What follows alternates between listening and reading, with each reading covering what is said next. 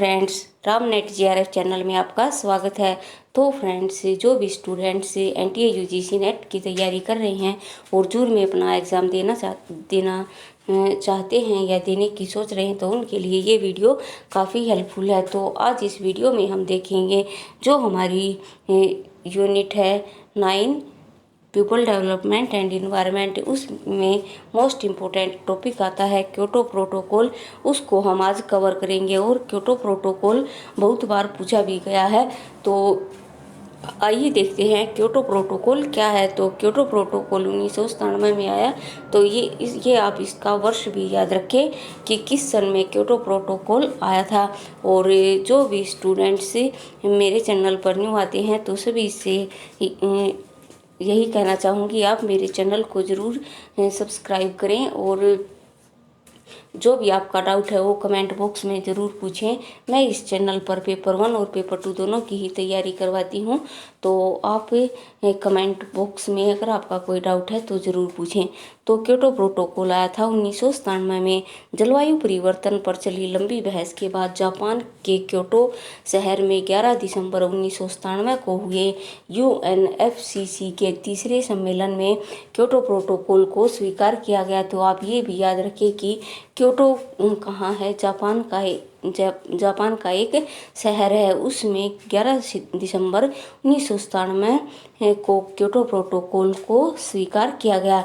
Kyoto protocol एक कानूनी बाध्यकारी समझौता है जो 16 फरवरी 2005 को प्रभावी हुआ और इसकी प्रथम प्रतिबद्धता वर्ष 2012 में समाप्त हो गई।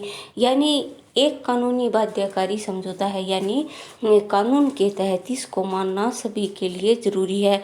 और 16 फरवरी 2005 को इसको प्रभाव में लाया गया, यानी इसको लागू किया गया। और इसकी प्रथम जो प्रतिबद्धता वर्ष 2012 में समाप्त हो गया, यानी 2005 में ये लाया गया और 2012 में ये समाप्त कर दिया गया। इस संधि के अंतर्गत शामिल 37 विकसित देशों से सामूहिक रूप से ग्रीन हाउस गैस उत्सर्जन को 1990 के स्तर पर लाने के लिए वर्ष 2008 से वर्ष 2012 तक 5.2% कटौती करने का प्रावधान रखा गया। तो इसमें कहा गया, इस संधि के अंतर्गत बोला गया कि इसमें 37 तो देश शामिल हुए, विकसित देश यानी विकासशील देश नहीं, विकसित देश, जो सामूहिक रूप से ग्रीन हाउस गैस का उत्सर्जन 1990, यानी जो हमारा ग्रीन हाउस उत्सर्जन का स्तर 1990 में था, उसको लाने के लिए प्रयास किया गया। और यह प्रयास 2008 से 2012 तक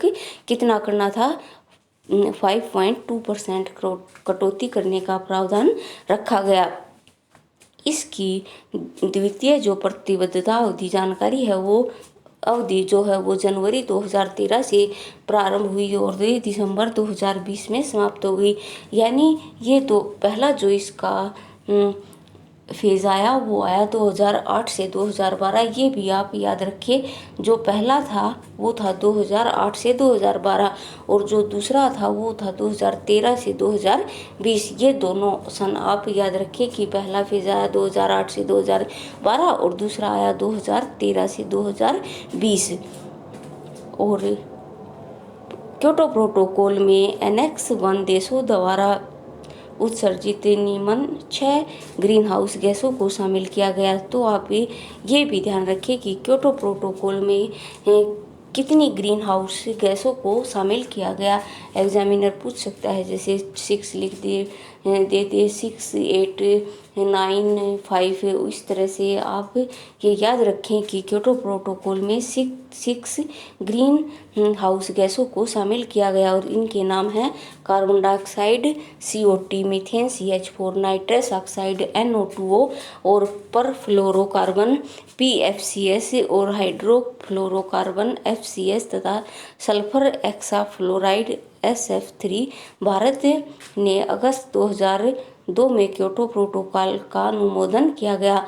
तो फ्रेंड्स, आप ये भी याद रखें कि पहला पॉइंट ये था कि इसमें 6 गैस हैं उनको शामिल किया गया। और इन जो 6 गैसों के नाम कौन कौन से थे, तो CO2, CH4, N2O, FCS, HFCS और SF3। तो ये 6 गैसें आप ज़रूर याद रखें। और अगर आपको ये याद नहीं हो रही है तो मैं इसकी एक ट्रिक भी आपके लिए बता दूंगी, जिससे आप ये इजीली याद कर पाओगे।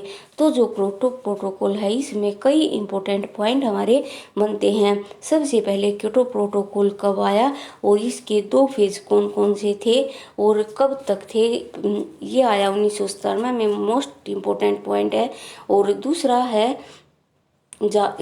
पॉइंट है ये जापान के क्योटो शहर में इसको स्वीकार इसके लिए इसको बनाया गया।